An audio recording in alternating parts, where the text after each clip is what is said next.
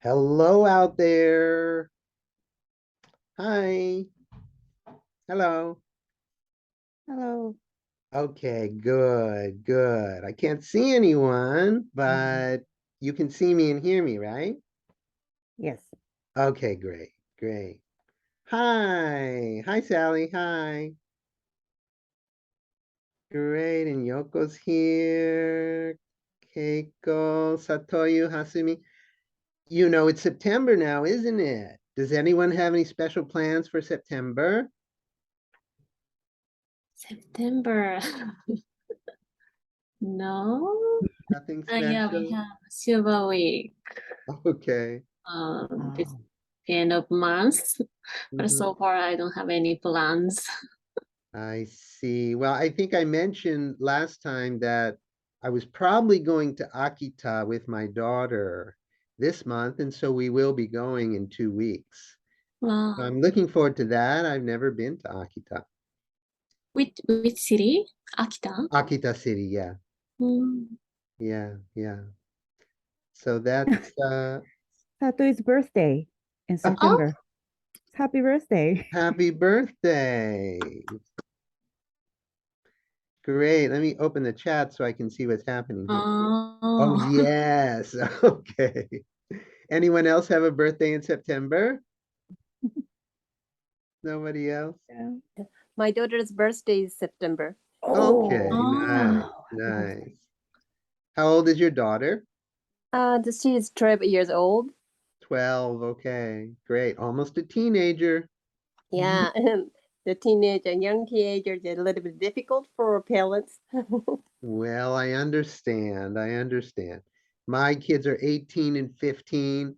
They haven't been too bad, really. They're so busy, so they don't have time to get into trouble, I think. Um, Difficult Okay. age. Great, great. Well, let's take a quick look at our plans for today, but they're really not different from most weeks. In fact, we don't really have any smaller special things. So I will read again pages 124 to 136 today. I think these are some exciting pages. And please read along. And then I will talk about the text and aspects of the story. And then, of course, afterward, please feel free to ask any questions or comments. And then we'll look ahead to the next session that will be on September 24th. So we'll have a break of 3 weeks this time, and we'll read pages 137 to 149. Okay. So I will read pages 124 to 136. I was practicing today, but I have to tell you, these pages are challenging because we have some dynamic characters, I think. So grandma, and finally we meet old man Fibber, right? Okay, and he has a kind of a special way of talking, which I'll try to do, and then I'll explain it after. Okay, so let me grab my book and I'll take off my glasses and let's begin. Okay, so this is page 124. Old Man Fibber and Carl. At the top of the rise in Route Z, Grandma gazed down at the junk monster. It had been there by the road since early spring, but until this moment, she had only seen it in the morning. Most of it was in shadow now, but the gray metal eye glinted in the fading light. With the breeze blowing stronger, the joints of the junk monster groaned across the Abernathy pumpkin patch. Grandma shook her head, muttering with a chuckle. It's even a sadder pile of junk in the evening.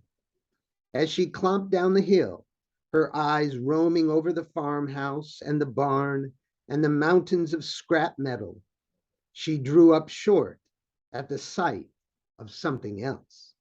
A dark figure, no, two dark figures, there at the tumble-down fence. Sometimes Grandma heard sounds coming from the barn on her hikes out to Crabapple Cliff. Besides the usual splashing, lately there had been hammering and sawing and other sounds of mischief. But she hadn't run into Old Man Fibber in the skin in nearly 18 years. When she realized it was him, her thin eyebrows bristled. Old Man Fibber knew the hours Grandma passed by his farm, and he didn't stray outside during that time. Even through the spring, when he was busy building his junk monster, he would check his father's old pocket watch carefully and head back to the barn before Grandma appeared. But today was different. Today, Grandma was on the road at an odd hour, and Old Man Fibber hadn't expected her to be trudging toward him now. He was admiring the sunset with Carl, like every summer evening when the old snapping turtle suddenly hissed. Old Man Fibber turned and saw a small dark figure clomping his way. When he realized it was Grandma, the red stubble on his head prickled. Old Man Fibber and Grandma would probably have been content to hold their tongues, but Carl wasn't known for his self-control. The closer Grandma got, the louder he hissed from his perch on the fence post. He was squirming so hard in Grandma's direction that Old Man Fibber had to grip him tight with his big, greasy black hands. "Easy, Carl," Old Man Fibber said in his deep, rusty voice. He was a shaggy yak of a man with a bushy mustache and a beard so fiery red it looked like his face was in flames. If Grandma had just grit her horsey teeth and passed by without a glance, a whole heap of unpleasantness could have been avoided. But she was in a foul mood already, and the sight of Carl hissing at her brought the old woman to a grinding halt. She stood there steaming in her rain suit, a careful distance from the fence. "I thought Sheriff Silver told you to keep a muzzle on that monster," she said, pointing a gloved finger at Carl. Old Man Fibber glared down at her in his oily bib overalls. He rubbed Carl's craggy shell. "He don't need a lice-licking muzzle on my land. Don't you go using that kind of vulgar talk around a lady. Lady, is that what you are under all that llama spit?" Carl tittered as only a snapping turtle can. "Now get your clod hoppers down this pus-gushing road," Old Man Fibber rumbled as Grandma gave a gasp. "And let a man and his turtle enjoy a fine sunset together in peace. Don't you dare use the name Puss in vain," Grandma cried. "I'll do as I please on my own property, woman." Grandma nearly gnashed a spark with her false teeth. "I can see that," she shot back. "The two of you whiling away your time in the barn there, splashing around in the bathtub together. Last I heard, it's no crime playing with a rubber duck," the old man growled. "You don't muzzle him in the bathtub, that's your business. But the sheriff said to strap that creature's foul snout when he's outside your land. And look at his head. It's sticking out over the road. So I'm a tax-paying citizen, and this road is public property. That monster needs a muzzle." Old Man Fibber clenched his jaw to keep from erupting. If he hadn't been holding Carl back, the big snapper would have lunged right off the fence post. 18 crud-crusted years later, and you still provoke him," he said. "That's how you got yourself nipped last time." "Nipped?" Grandma's eyes bulged behind her glasses. She yanked off her glove.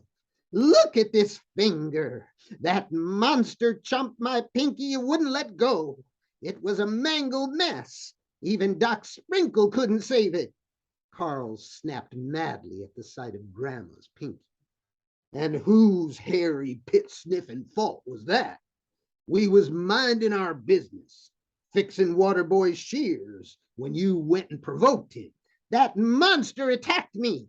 He was defending my honor. He chewed at my pinky. You called me fibber. You are a fibber. I'm no scab-picking fibber. It was the grizzly bears.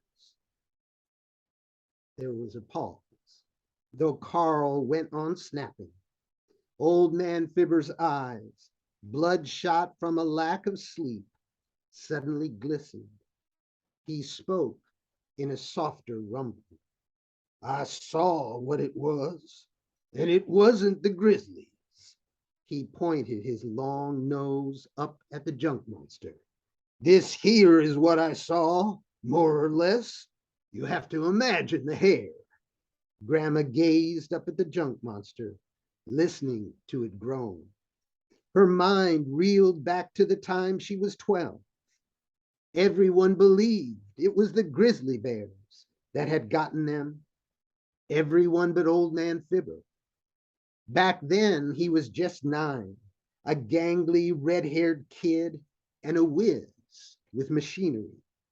He claimed he was passing by the empty field in the late afternoon when he saw it. A monster, huge and hairy.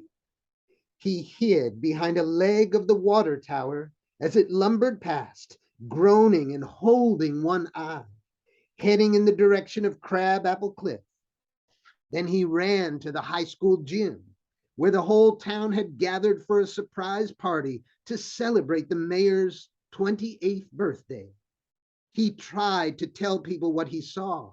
He tried and he tried, but no one believed him. Monsters, they said. There are no such things as monsters. And when Mayor Olympus never appeared after marching band practice, they went hunting down the grizzlies. Grandma turned back to Old Man Fibber and Carl.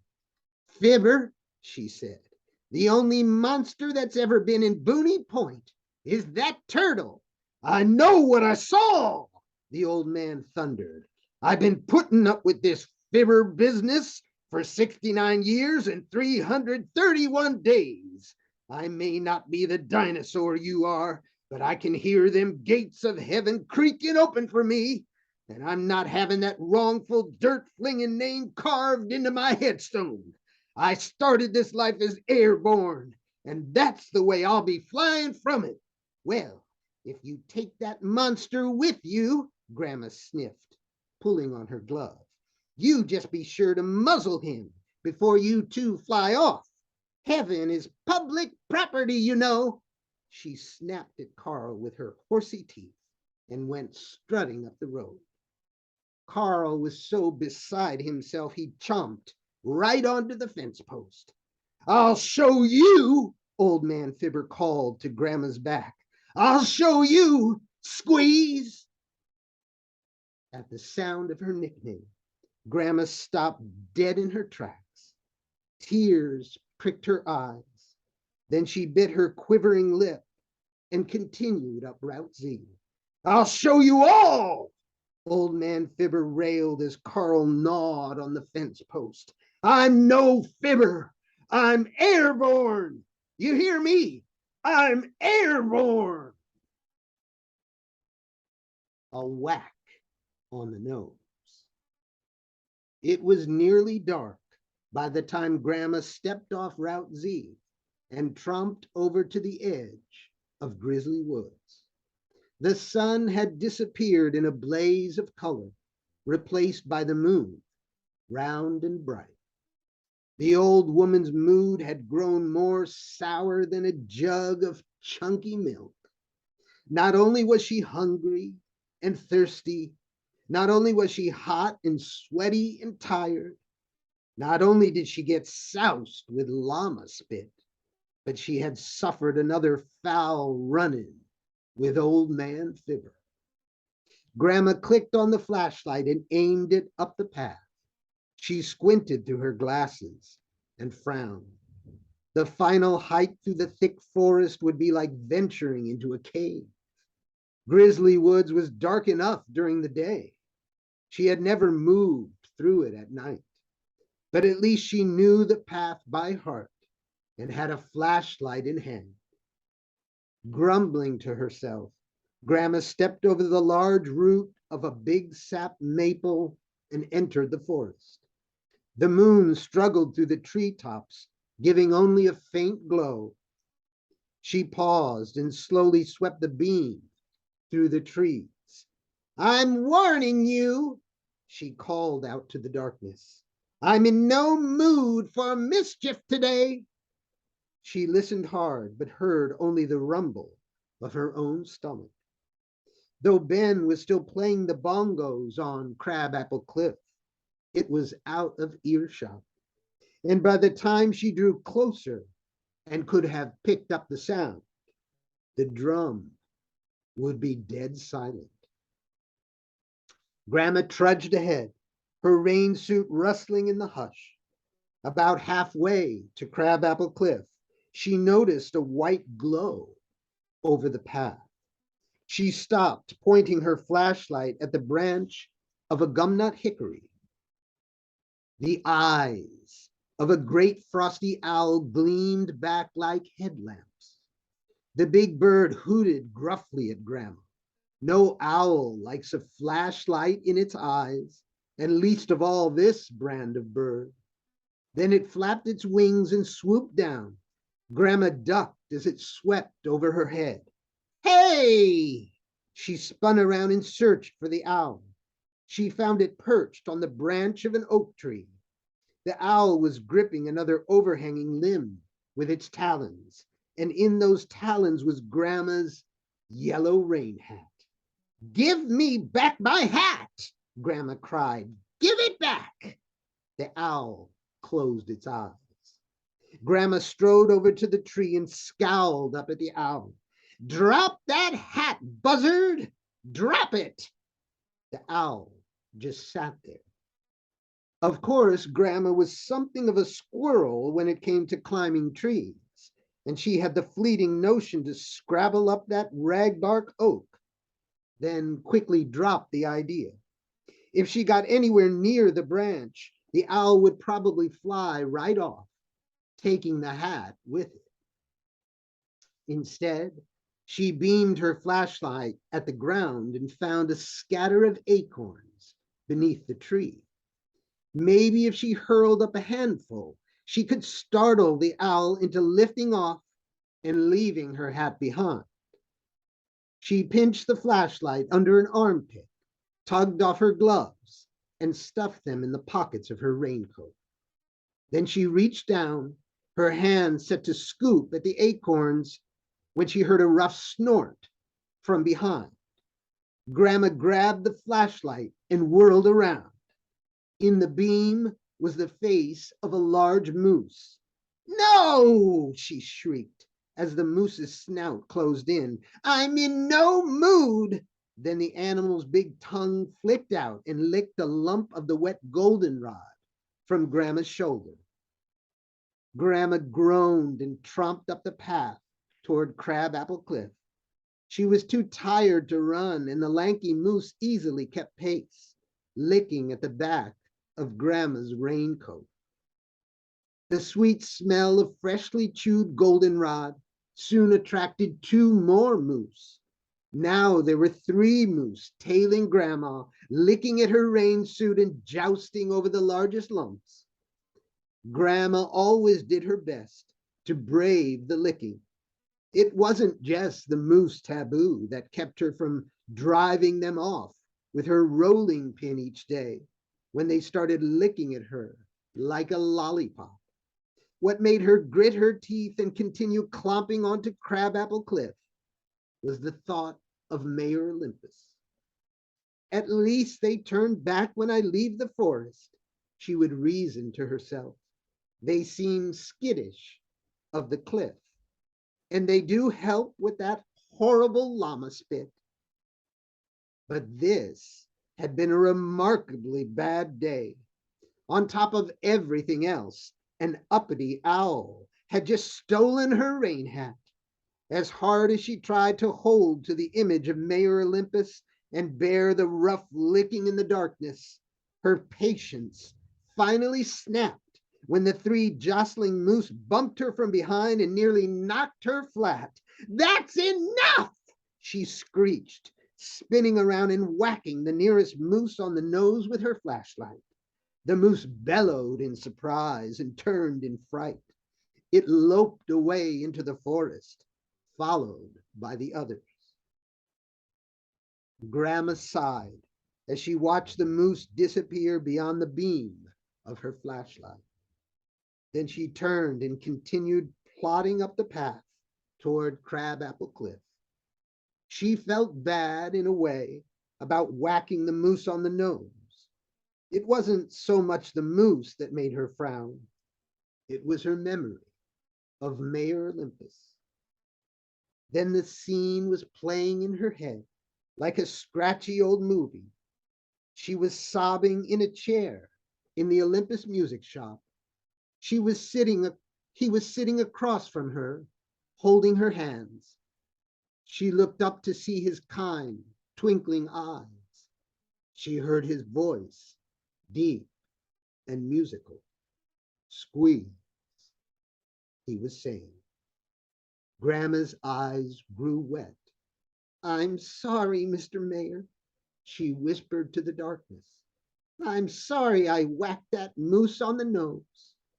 And as she trudged up the path, her hand rose to her hair and touched one of the faded yellow ribbons tied into her curls.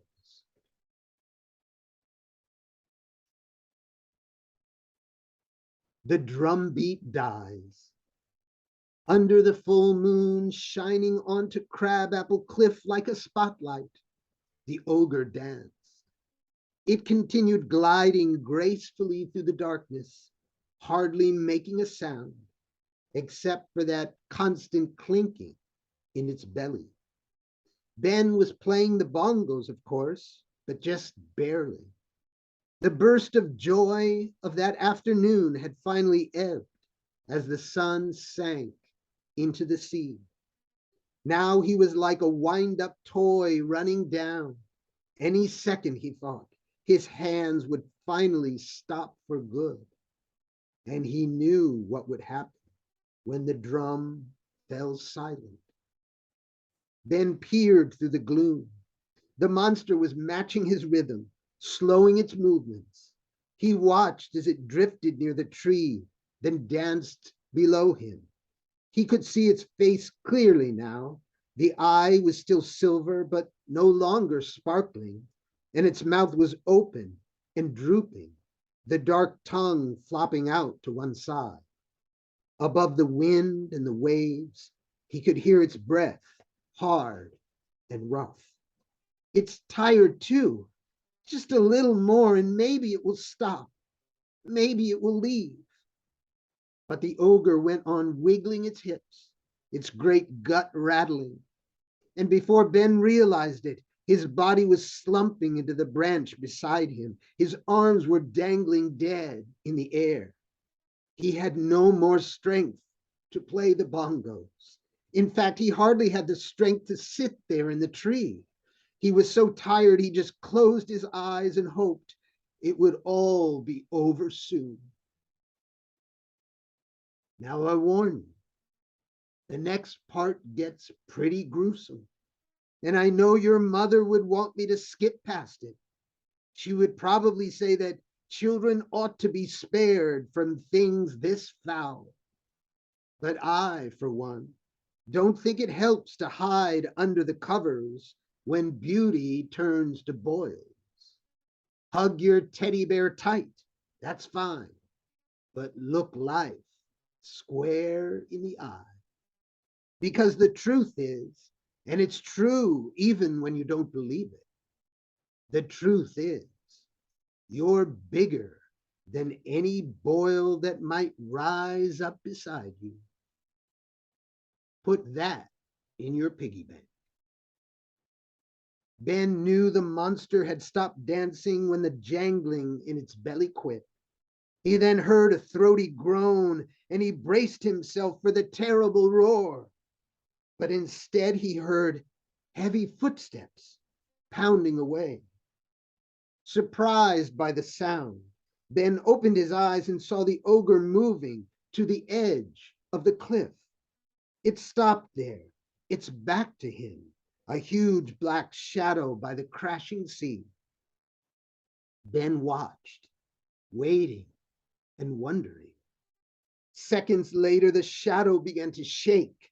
It quaked and rumbled, and a sickly moan filled the dark sky. And then, with a violent roar, the ogre retched, hooting right there by the side of the cliff. Ben choked back a gag.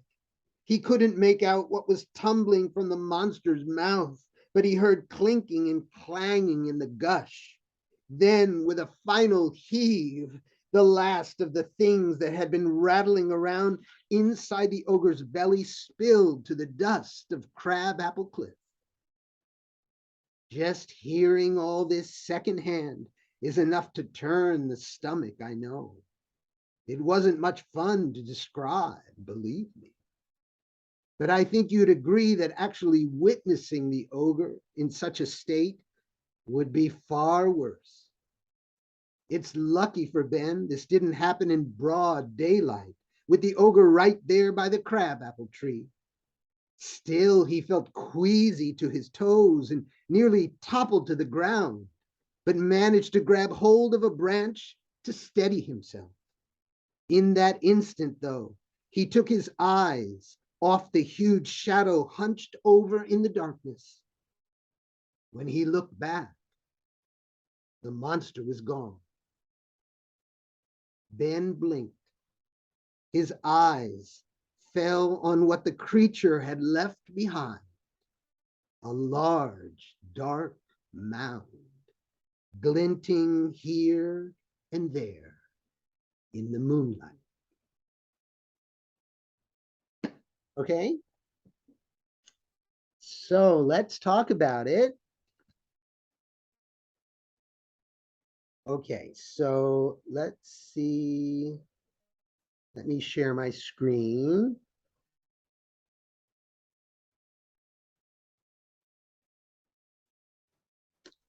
Okay. Okay. Oh, let me go back. Okay, so here we are. I want to say first, actually, there's a lot in these chapters. There's really many things we can talk about, and it was hard for me to choose because we don't have that much time. But anyway, I chose what I could, and I hope this is interesting and useful.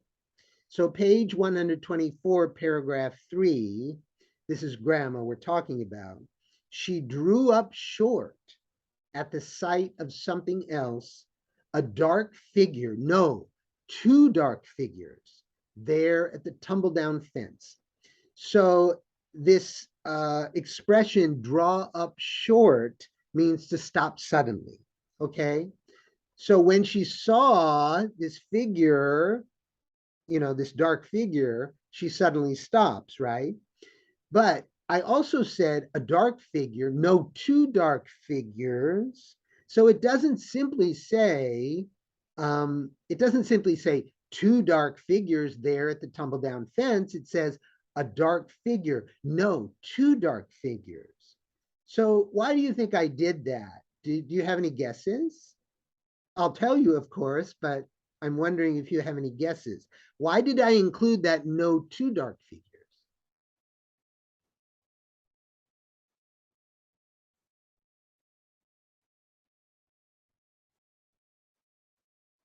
And I'll take a drink.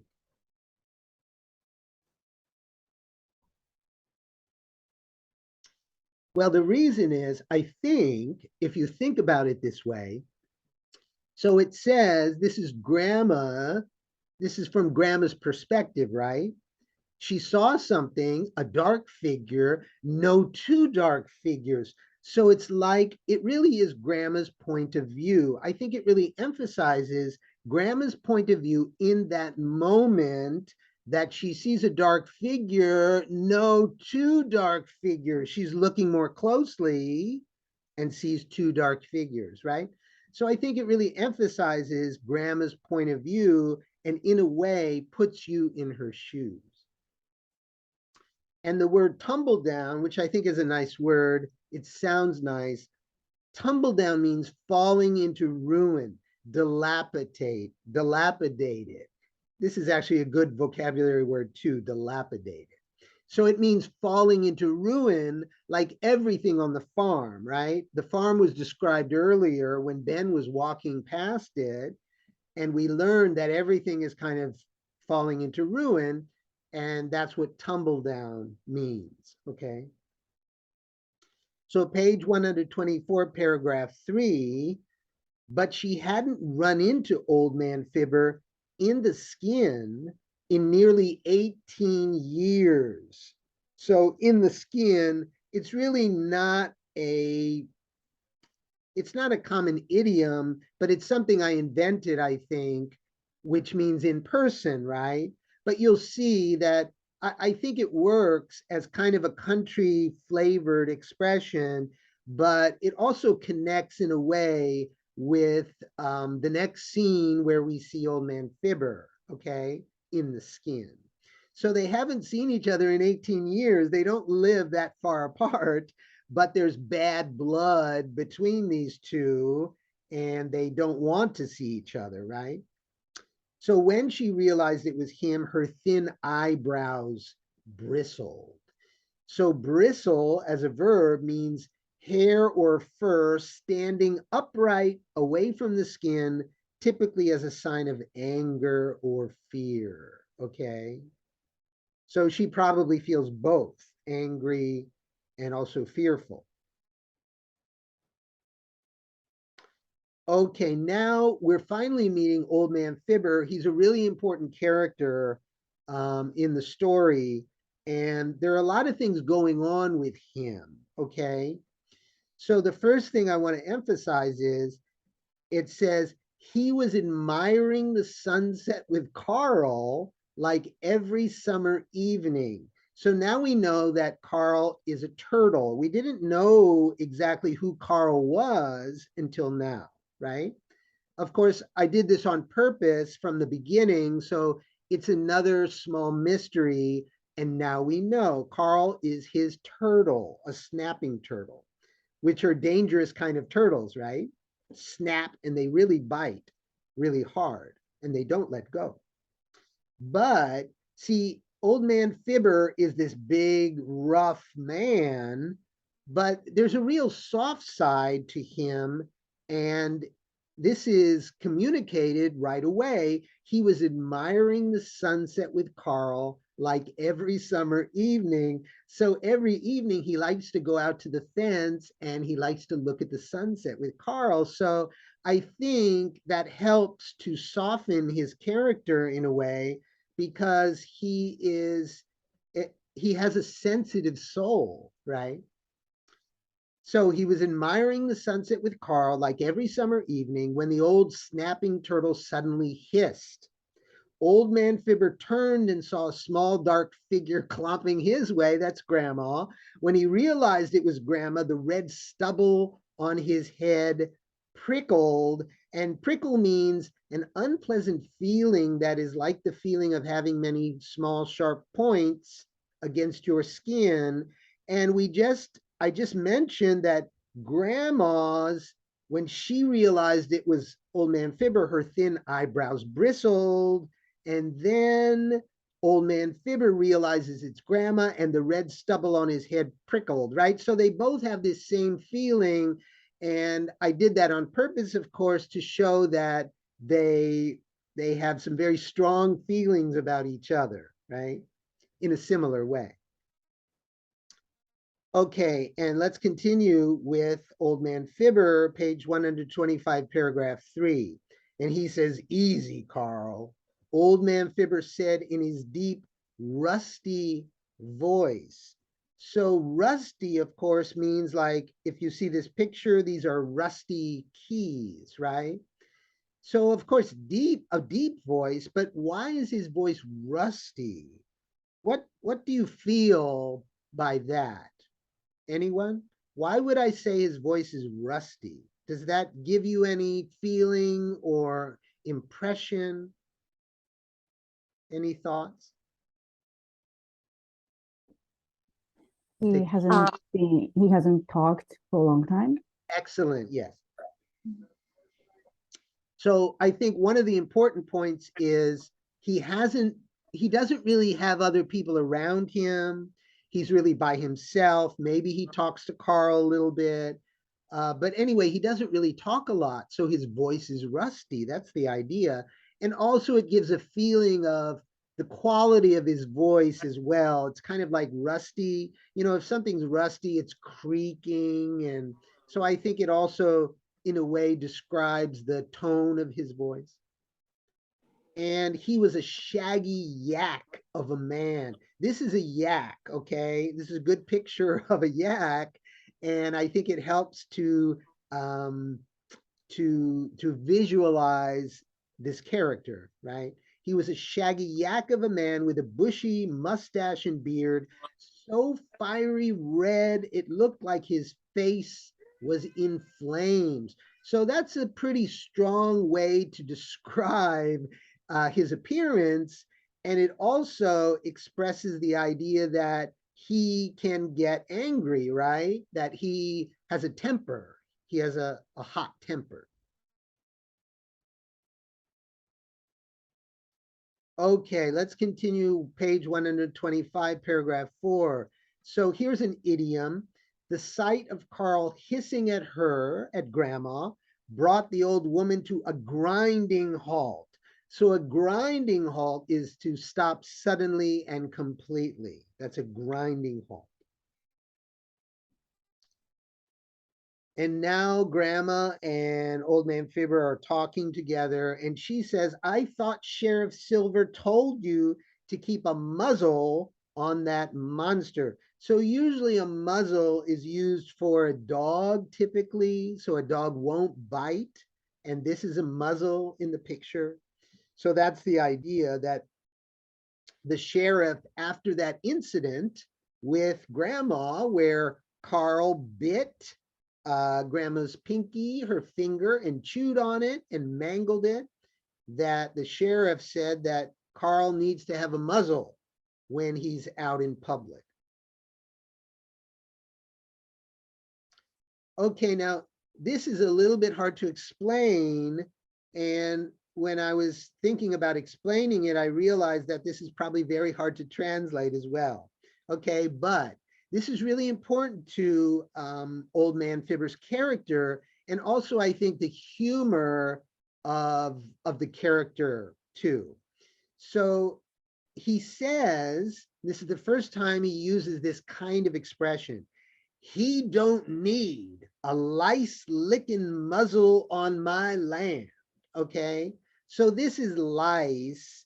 Lice is like a little bug. It gets in your hair, especially children's hair, and then you have to get it out, right? That's lice. See, the thing is about his way of speaking, he has a very special or specific way of speaking in different ways. So one way is non-standard grammar. So he doesn't say he doesn't need, he says he don't need, and that's a very kind of country way of speaking. It's non-standard grammar. So the other characters, I don't think they speak this way generally speaking, but he does. So he'll speak more in a kind of country dialect, which uses non-standard grammar. And also you can see he drops the G's. So instead of a G after licking, there's an apostrophe, which shows that he's dropping his G's. And that's a more kind of a country way of speaking as well, okay? Where he's dropping his G's. So there's non-standard grammar, there's a country dialect, a way of speaking, a way of pronunciation. And this is the other thing which is really important to understand and probably very hard to translate, is that he's cursing. That's the idea here.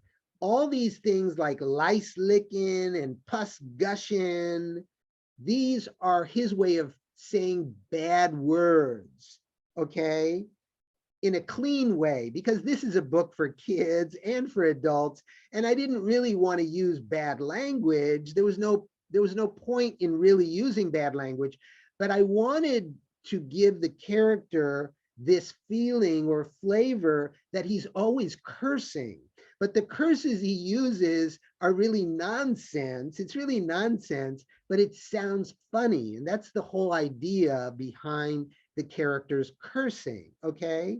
And this becomes more and more important as we move forward and you see what happens with him finally, okay? But this is our introduction to his cursing. And it doesn't have a lot of meaning, but lice licking, right? And a lot of these curses, you know, I invented these curses in a very specific way, thinking about how the language fit together, how the words fit together. There's, you know, alliteration, lice licking with the L sound, for example, or the next one is pus gushing. So we have the U sound, which is similar. So I really tried to find or invent these curses for Old Man Fibber that not only had a amusing meaning, or the nonsensical meaning was fun and funny, but they also sound interesting, okay? So that's the explanation. He don't need a lice licking muzzle on my land. And then he says, now get your clodhoppers down this pus gushing road. And clodhoppers, this is kind of a country expression for large, heavy shoes or boots. And it's another word I really like, clodhoppers. It just sounds good. And it sounds like something he would say. Okay, so he just said pus gushing. And Grandma says right after that, don't you dare use the name pus in vain, right? Because pus was the original nickname for Mayor Olympus, right? And so she's defending him, right? She loves him. There's some connection here, some old and deep connection to to Mayor Olympus. So she says, don't you dare use the name pus in vain. And to use someone's name in vain means to use a name, especially of God, disrespectfully. So Grandma really looks up to Mayor Olympus, right? Kind of as a, not exactly a god, but a godlike figure. She really respects him. So let's continue. And Old Man Fibber says, 18 crusted years later, and you still provoke him. So again, we have another kind of curse, crusted. And crud is a word that means a dirty or disgusting substance. It's kind of a general expression for something dirty and disgusting. Crud, crusted. Again, we have alliteration, the CR in crud and the CR encrusted, actually CRU and CRU, and it sounds good together, crusted. And then he says, and whose hairy pit sniffing fault was that? And pit here means, what is he talking about? He's talking about hairy pit sniffing. Sniffing means to smell, right? And he's talking about armpits, right? Hairy armpit sniffing. Hairy pit sniffing fault was that. And then he says, I'm no scab picking fibber. And this is a scab, of course, after you cut yourself, and then the blood dries and becomes a scab. So that's another curse, scab picking fibber, right? And then finally he says, and this is a plot point, this is very important, and this is, we're going to find out more about this pretty soon. And then finally towards the end.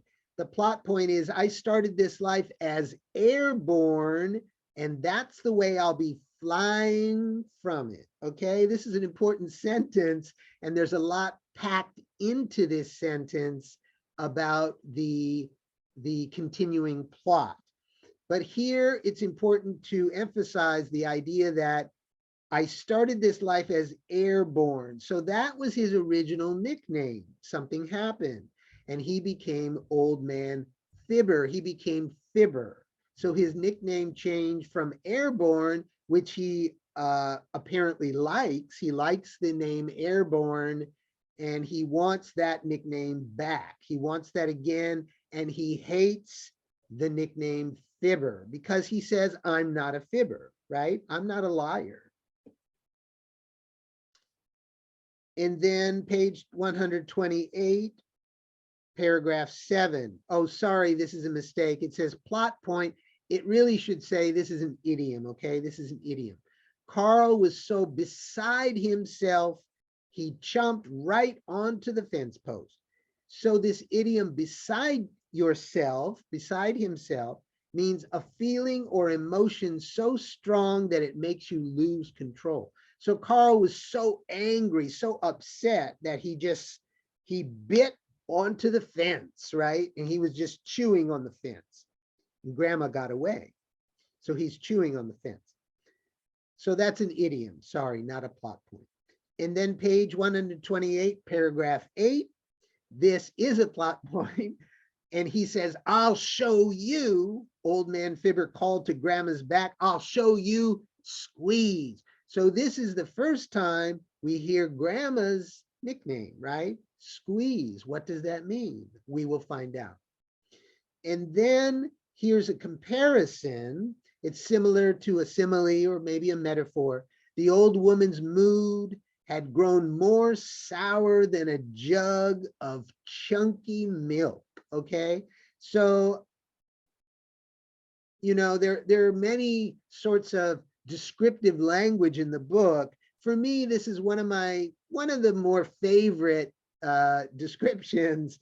I think it works well to describe how sour her mood is now, right? More sour than a jug of chunky milk. Chunky milk, that's pretty sour milk, right? And also as language, I think it really works well together. Jug of chunky milk. So we have the U sound, which is similar, jug of chunky. And then the chunky has a K and milk ends with a K, chunky milk. And you put it all together, it just flows, I think, the jug of chunky milk.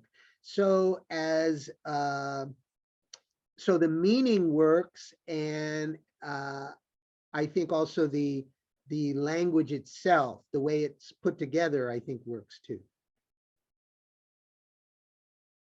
Okay, a little bit more. Page 129, paragraph 5. This is an idiom.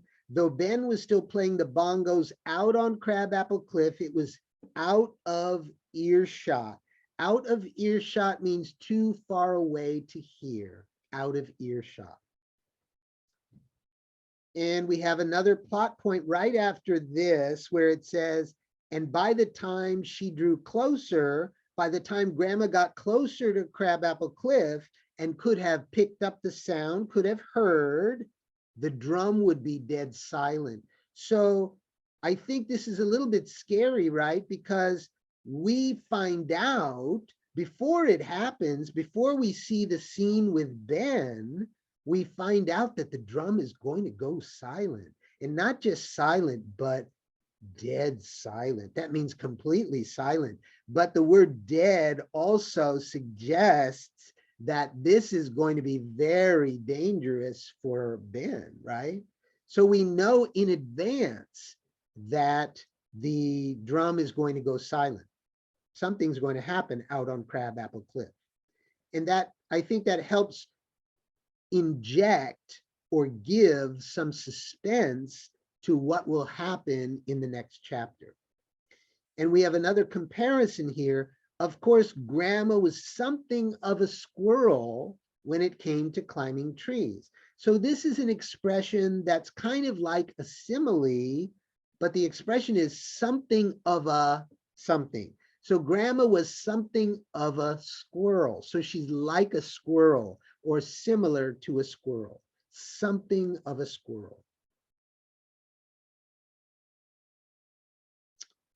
Okay, so this is an important plot point, and I'll read it through quickly, but this is at the bottom of page 132 and continues on page 133. So then the scene was playing in her head like a scratchy old movie. She was sobbing in a chair in the Olympus Music Shop. He was sitting across from her, holding her hands. She looked up to see his kind twinkling eyes. She heard his voice deep and musical, "Squeeze," he was saying. Grandma's eyes grew wet. "I'm sorry, Mr. Mayor," she whispered in the darkness. "I'm sorry I whacked that moose on the nose."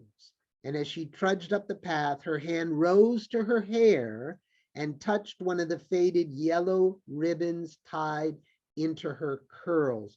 So this is the first time actually that we see grandma back. It's a flashback to when grandma was young with Mayor Olympus. And as we know, she has this great respect for Mayor Olympus. And we're finding out more about her past. And we will continue to find out more and more. And this is again connected to those yellow ribbons, those faded yellow ribbons in her hair. And then this part I also wanted to highlight because this is another moment where the narrator, Grandpa Gristle, is speaking directly to his grandkids, to the reader, right? And he says, this is the theme, another theme in the book. "Now I warn you, the next part gets pretty gruesome, and I know your mother would want me to skip past it. She would probably say that children ought to be spared from things this foul, this bad.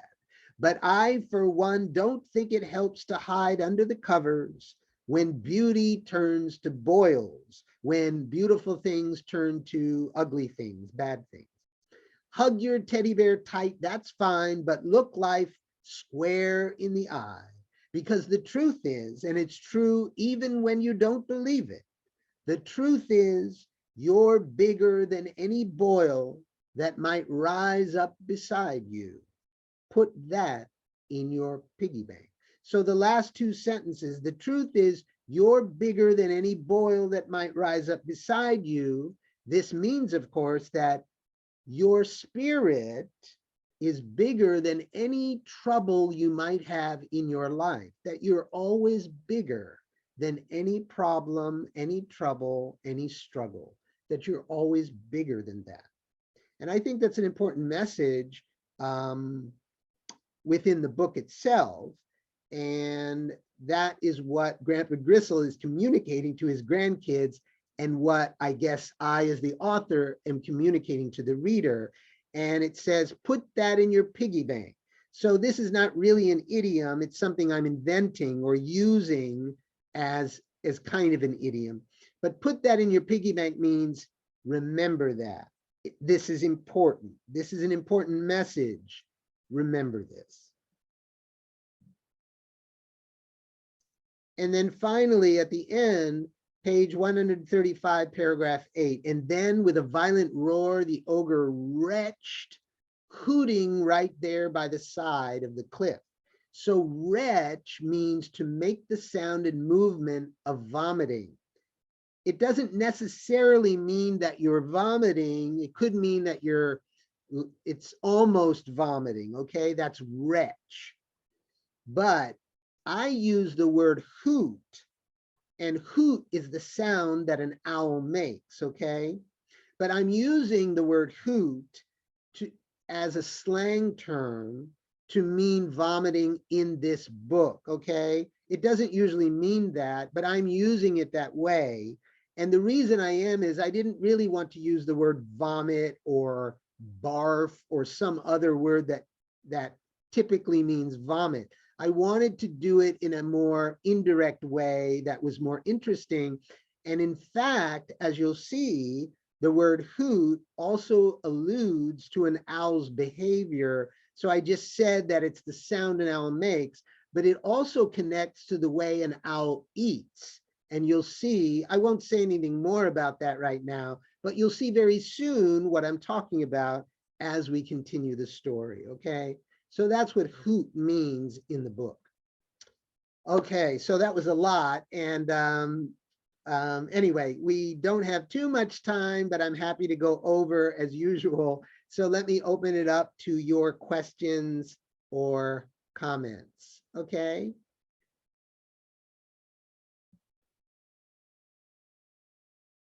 Okay, anything? And I'll take another drink.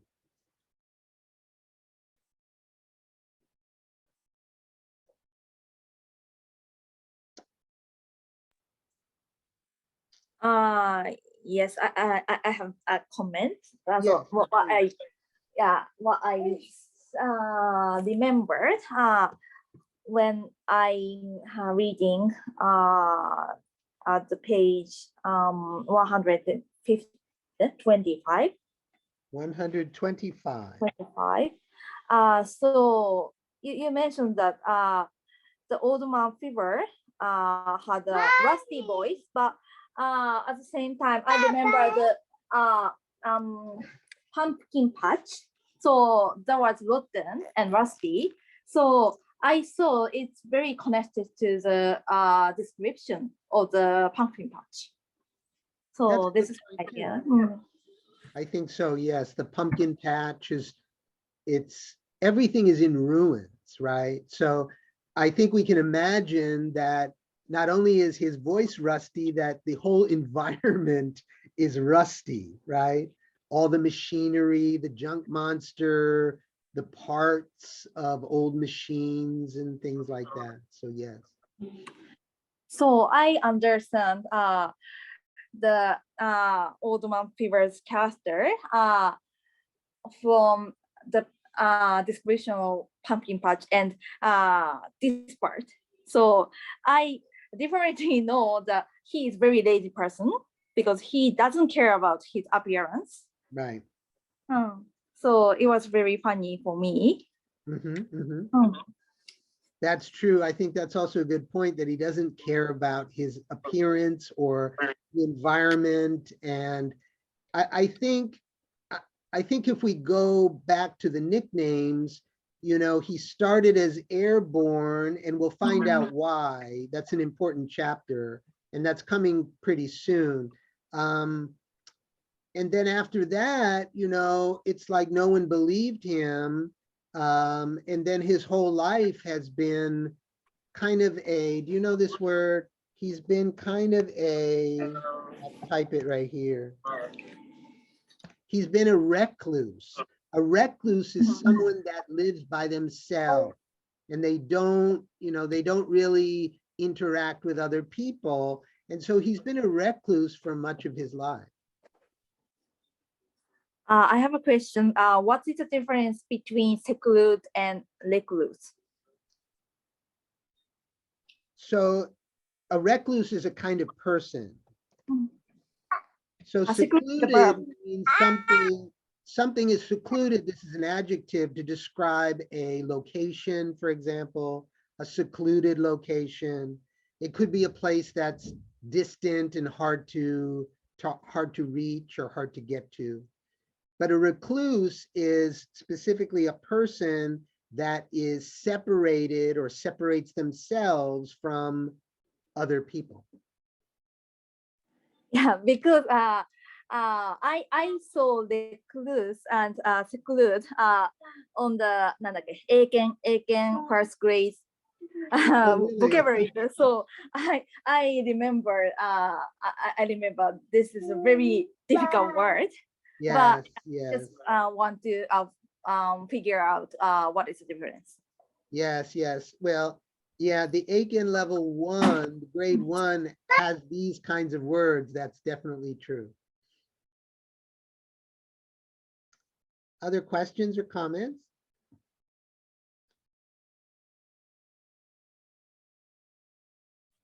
Okay, can I have a question? Yeah, yes, of course.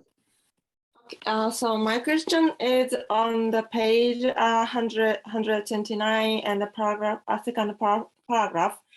The old woman's mood had grown more sour than a jag, so blah blah. And so here's my question. So why did you choose the word the old woman's mood? Because so we can tell so the old woman is grandma. But so you chose it, and I just guess I tried to guess why you did decide to choose it, and so in here, so we don't need any knowledge about her, so just we can focus on so try to how she feel in there, so that's why you chose the old woman's. But just I'm curious about it, and I'd like to ask you. So why did you use it? So we're on page 129 in the second paragraph. So let me just clarify your question.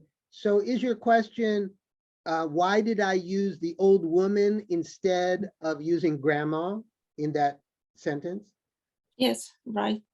So instead of previously in the first paragraph, I do say it was nearly dark by the time grandma stepped off Route Z. So to begin the second paragraph, instead of using grandma again, it feels like there's more variety in the text if I don't repeat grandma again. So I think that's one reason. And that's an important reason throughout the book, is that I'm trying not to sound repetitive by using the same expressions when I don't really need to. So that's one reason. And I think the other reason perhaps is to say the old woman, I'm also emphasizing that, you know, she has come a long way to come out. You know, she left the house later in the day, and she usually is out on the road, you know, at a different time. And it's just been a very, very hard day for her. Yeah, right. In every way. And I think that emphasizing the old woman just makes her more sympathetic, perhaps. I see. You know, that she's had such a hard day, and that, you know, she is an old woman, right? So I think emphasizing that in this moment perhaps helps to not only make her more sympathetic, but also to emphasize the fact that this is really hard for her because Right. she is elderly. Yeah, it completely worked to me. So because if grandma on this phrase on this reading, so that's in my idea. So grandma, it makes me, the word grandma, it makes me feel like I'm seeing, I'm watching her in front of me. So like we are grandma and me, so we are in the same world, but just I'm totally not a character of this book. So that's why I can see her on the same stage. But so that the old woman is a kind of, so it makes me feel like I can see her, but not on the same stage. So just I can look down. I can look down her over the crowd, like I'm on the crowd over her, and so just I'm looking down over time. And so I feel like I'm very sorry. So because she looks, yeah. So you said as you mentioned, so she was so tired and so kind of poor. So I feel sorry to her. Yeah, that's why. So to me, so it totally works. So it's very interesting. Good. That's a very Thank good you. comment. Yeah, thank you very much, Shige. Other questions or comments?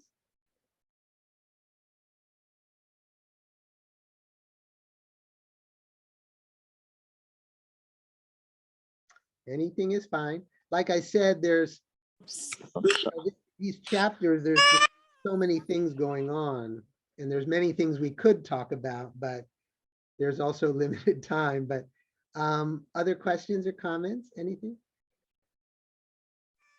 I'm sorry, it's a little noisy, but I have a one question. Okay, Satori. And so I suppose grandma wears yellow raincoat, or she's wearing the yellow ribbon. So do you have any reason why she prefer yellow?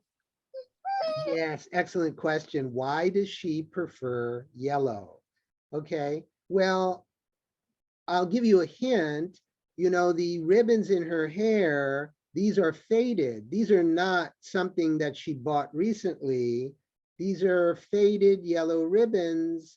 And in fact, in the reading today, we saw that it's kind of connected to her memory, isn't it? When she was with Mayor Olympus. So I think it began there, okay? And, you know, the raincoat, the boots, these are things that probably came into her life later on.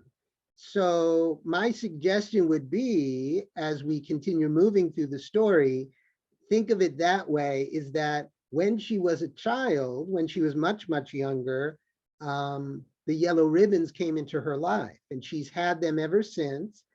And perhaps that's where yellow became something very important to her.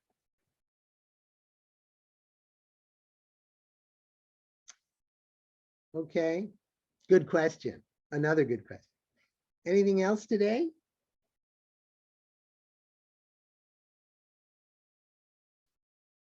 Okay. Okay then. Well, 3 weeks then, usually every 2 weeks, but this time it'll be 3 weeks. And let me share my screen with you once more.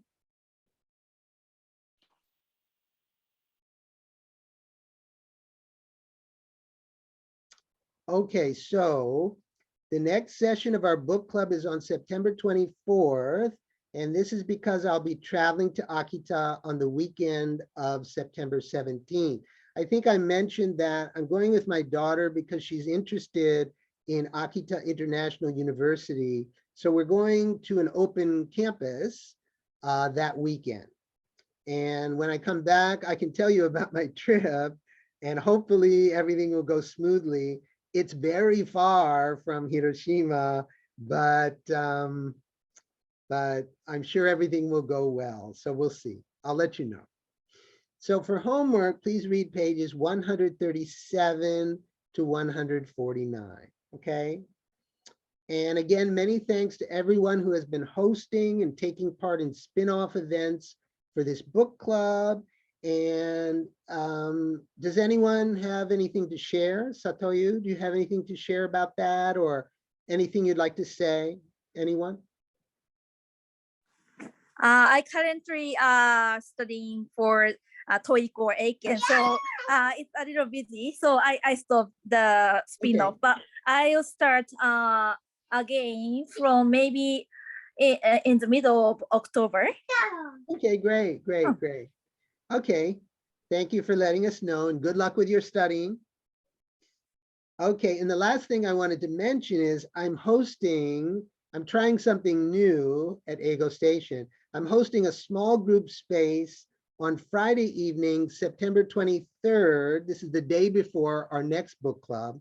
It's called Speaking Power. It's a paid space for 90 minutes of nonstop speaking practice with a maximum of 4 people. So if you're interested, take a look at the space page and sign up very soon to claim a spot if you want to join me on September 23rd, okay?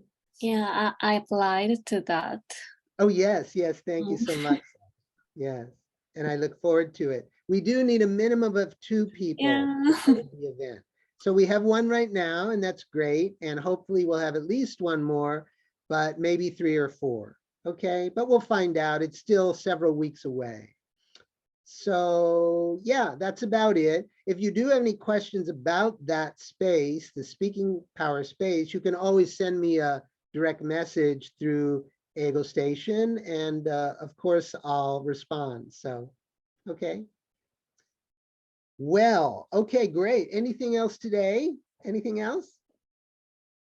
Okay, well, I guess it's time for bed. It's after 11 now. So anyway, everybody have a great night and a great 3 weeks, and I'll see you again on September 24th, and maybe a few of you on September 23rd. Okay? Thanks so much. Okay. Thank you very Okay. much. Thank you very All much. right. Let me stop my share, and good night, everybody. Good Have a night. night.